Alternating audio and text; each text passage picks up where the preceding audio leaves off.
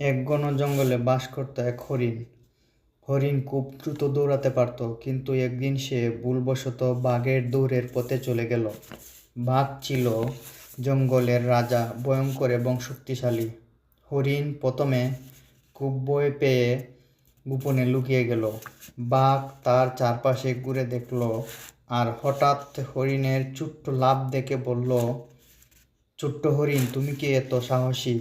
হরিণ ভয়ে বলল, আমি সাহসী নয় বাঘ, আমি শুধু ভুল করে তোমার পথে ধরেছিলাম।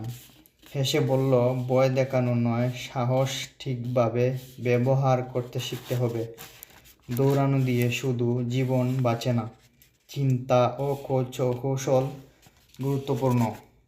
হরিণ ধীরে ধীরে বুঝল, শক্তি ও বুদ্ধি একসাথে কাজে লাগালে ভয় ও বিপদ জয় করা যায়।